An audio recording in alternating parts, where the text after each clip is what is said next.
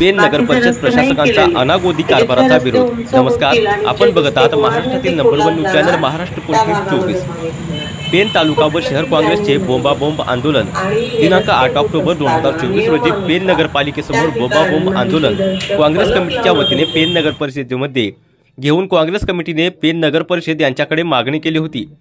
Pen जनतेला विविध सुखसुविधा देण्यात याव्या याकरता काँग्रेस कमिटीने बोंबाबोंब आंदोलन केले। यामध्ये काँग्रेस कमिटीचे तालुका व शहर पदाधिकारी नंदाताई म्हात्रे, चंद्रकांत पाटील, अशोक मोकोल, धीरज पाटील, संदीप पाटील, लहू भोईर, राजेंद्र म्हात्रे, देवेंद्र डंगर, रोहित पाटील, रवी पाटील, विजय पाटील, याकूब शेख, हृदय तुला महिला कमिटी व सर्व पदाधिकारी मोठ्या संख्येने उपस्थित होते। पेनकरांचे प्रश्न सोडवण्यासाठी आज काँग्रेस कमिटीने आंदोलन केले। अनागोदी चाललेल्या कारभार बंद व्हावा व नगरपालिकेने सर्व प्रश्न सोडवावे याकरता नगरपालिकेचे मुख्याधिकारी जीवन पाटील साहेब यांना विविध प्रश्नांचे पत्र देण्यात आले। पूर्वी प्रशासक असताना जेव्हा नगरपालिकेची निवडणूक होत नाही तोपर्यंत प्रशासकांच्या सोबत तहसीलदार सुद्धा कारभार बघत होते।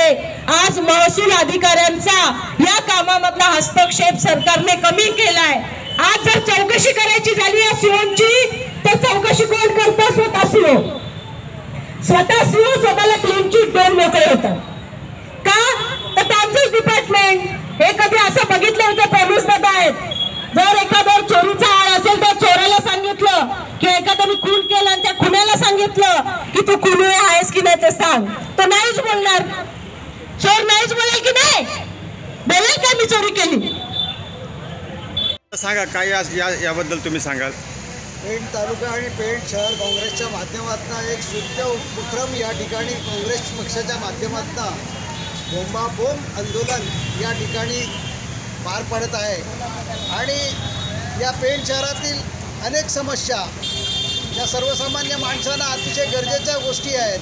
जे सर्वसामान्य या ठिकाणी येणारा प्रवासी असेल, या ठिकाणी तालुक्याच्या गावागावांतून आलेला जो कोणी नागरिक असेल, यांना त्या निमित्तानं या पेण शहराशी संलग्न असतो, या ठिकाणी कामाधंद्याच्या निमित्तानं या ठिकाणी येतोय आणि त्यासाठी खूप दुर्व्यवस्था या पेण शहरामध्ये आहे। दुर्दैवानं गेल्या 4 वर्षाच्या कालावधीमध्ये या ठिकाणी प्रशासन नसल्यामुळे या ठिकाणी लोकनियुक्त नगरसेवक नगराध्यक्ष नसल्यामुळं दुर्दैवानं या ठिकाणी आवाज उठवण्याचं धारिष्ट्य हे खरं म्हणजे कोणी दाखवत नव्हतं। आणि या ठिकाणी नागरिकांच्या हितासाठी या पेण शहरामध्ये ज्या ज्या आवश्यक गोष्टी आहेत, रस्ता असेल, वीज असेल, पाणी असेल, गटारं असतील। महाराष्ट्र पोलीस न्यूज 24 साठी रायगड जिल्हा प्रतिनिधी संजय गायकवाड।